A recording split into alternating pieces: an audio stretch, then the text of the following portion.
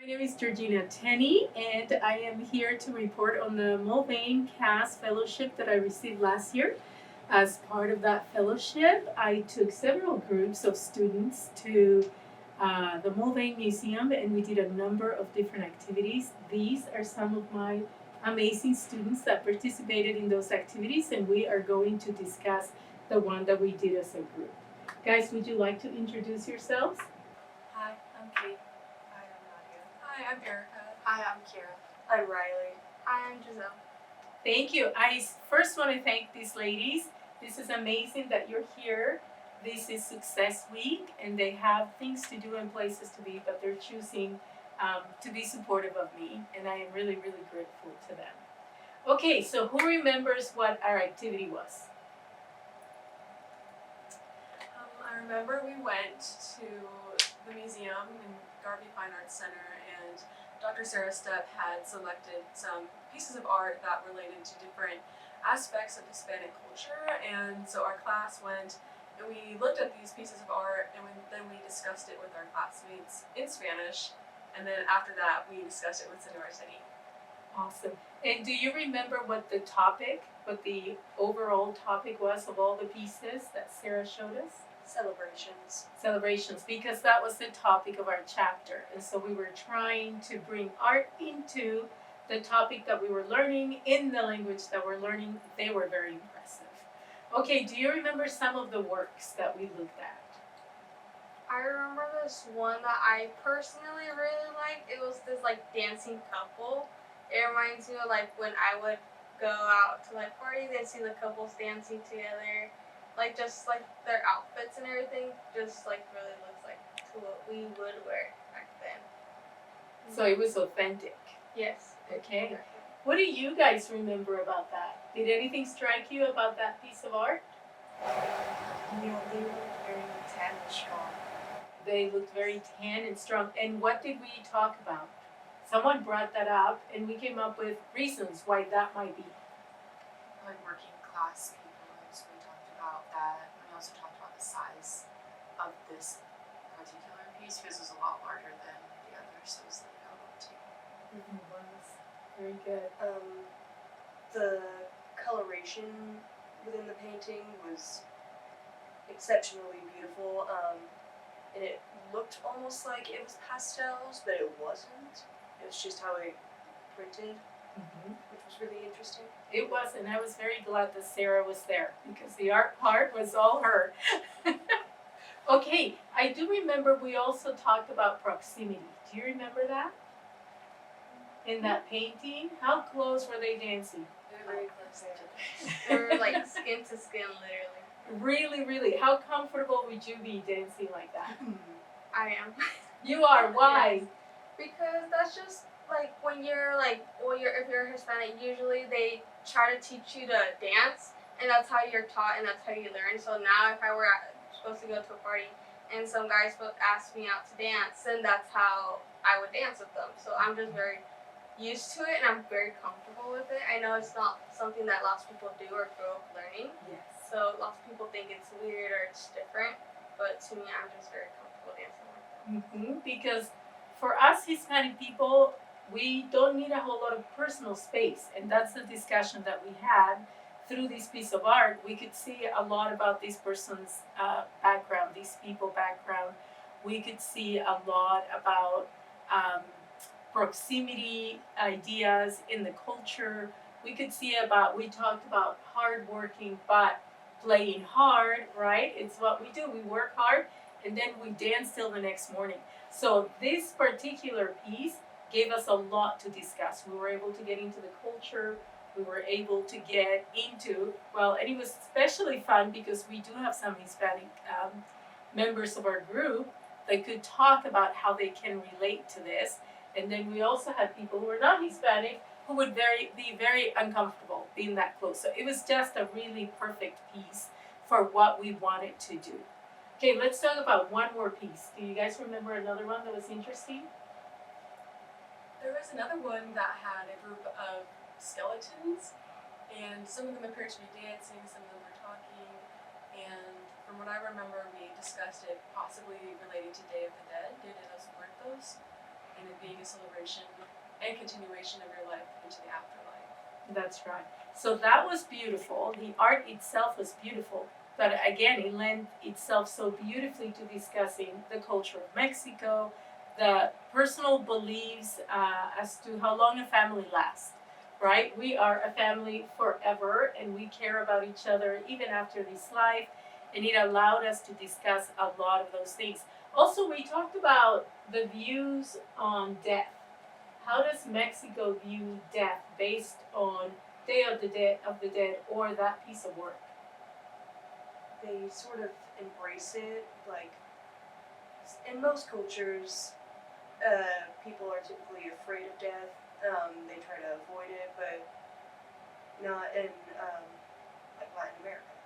Yeah. I think partly because we have this belief that we go on, that our people go on.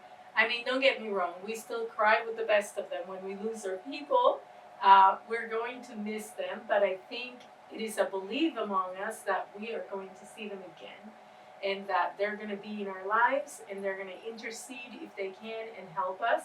And that piece of art really taught us that part of our culture. Um, what is amazing to me is that they were able to have all these discussions in Spanish. What class is this, ladies? Spanish 102. Spanish 102. And Sarah was very impressed because they're very good and they really could talk about all of these things in Spanish. So they walked around in pairs and talked to each other about what they were looking at, and then they had to select as a team their favorite one and present to the entire table, where me and Sarah were waiting for them. And then what was the last part of the assignment that you had to do? We had to write about it. You had to. The next day they got to write about it. And so in a language, we are trying to help our students learn how to understand when they hear, understand when they read. We are trying to help them write and speak. And we were able to hit 3 of those 4 goals through this exercise. So did you guys enjoy it? Mm-hmm. Was it a nice break from class? Oh, yes. It's a They're- nice change of pace. Excellent. They were very happy over there. I was very glad that we did this. Would you want to see more of this across the board in your classes? Absolutely. Okay, so I'm going to ask you each to tell me your major, and then do you have an idea on how your major could incorporate either a trip to the museum or bringing artifacts into your class? Shall we start with you, Kate?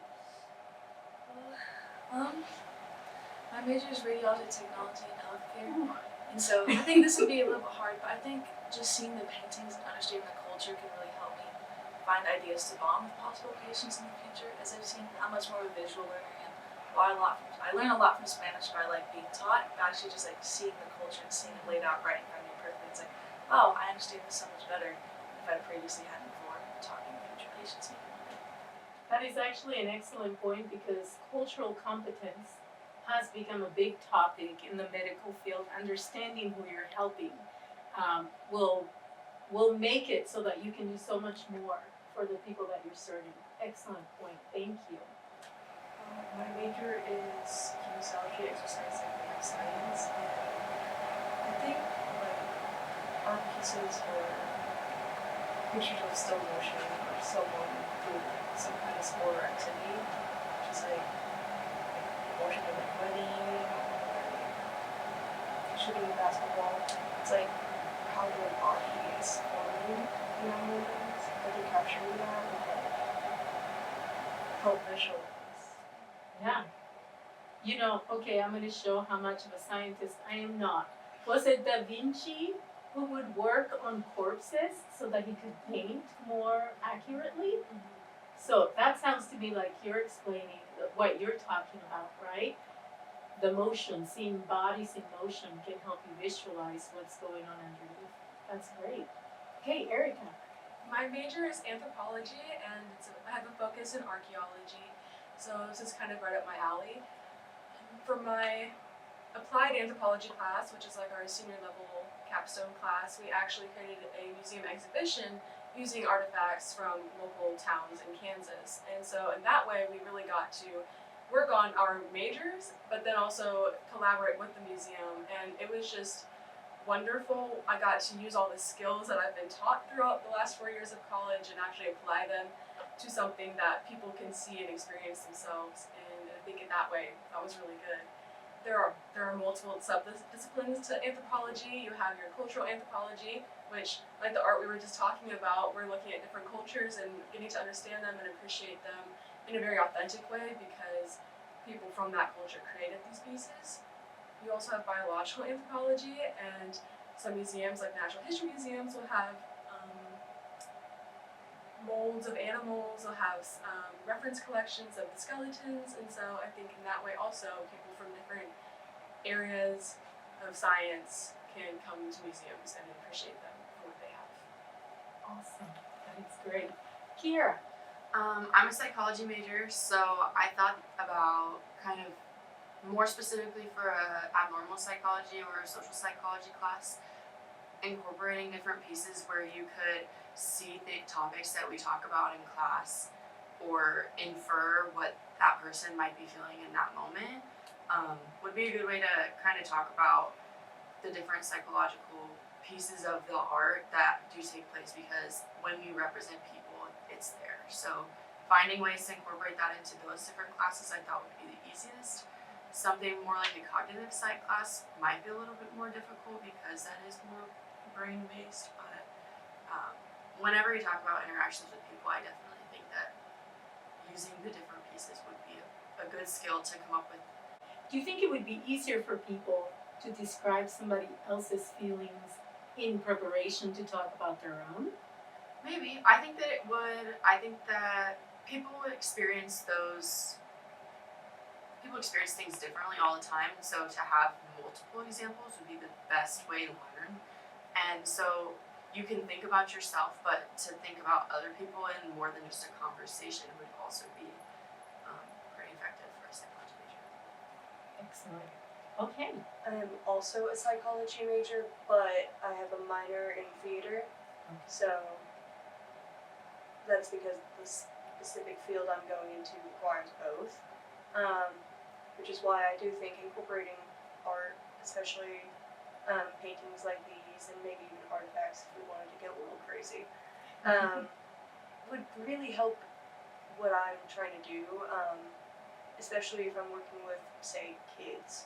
I know art has always helped express people's emotions when words aren't enough, and also just working with kids in general, I've had plenty of them make little art doodles and give them to me. They could just be absolute nonsense, but it means something to them, so therefore it means something to me. That's beautiful. Okay. So I'm majoring or like wanting to get a BBA in entrepreneurship and innovation, and thinking about getting something in international business. And I think with that, just see if I'm doing something with international business, I'm obviously gonna travel with that. So I would like to see like little pieces of art from each place that I could go to. But you know, people go to Japan, they go to Brazil, they go to Spain. So I would like to like maybe have incorporated like little pieces of art or like little like statues or something. And I think that would help me learn more about the culture when going to that certain place. So I'm not just going completely, just like not knowing anything. So I have like an idea of what the people there like or what happened there before and everything. Wow, that is awesome. And so obviously you can tell whatever the subject may be, art is a vehicle to help you teach whatever your major or your, what is the word that I'm trying to look for? Your discipline. That's the word. Whatever your discipline is. And I have found the museum to be so helpful in the past when I brought groups from high school for Day of the Dead. They helped us build an altar. And so they had all the pieces and we built an altar, very hands-on, which you need when you have 25 high school students in one room. One of my Washburn groups that I took got to actually build, we were talking about identity, and they built a piece of art themselves that kind of represented them or their feelings or something about them. Let me see. In one occasion, I had a group, I had pieces of art, and it was for them to practice Spanish, of course. So I would be looking at it and you would be drawing, and I would describe the piece of art and you would be drawing, and then we would compare the two. And that way the student would be listening and acting on what they hear. They'd have to understand the language to do it, and then they would switch places. I can think not only languages but several other disciplines would be able to benefit from something like that. So I am grateful for the opportunity that I had to share the museum with my students. I think they enjoyed it, and also I was very impressed with the depth, the breadth of what they have to offer. They have some very valuable original pieces from Spain, for example, and then all the way up to very new pieces that really capture culture today and what's going on. So I really think this is a wonderful project that you have started by doing this fellowship between the museum and the college, and I think that it will be good for us as professors to incorporate it. It'll be a great useful tool for us and a great learning tool for our students. Thank you for the opportunity. Thank you. Gracias, chicas. Gracias.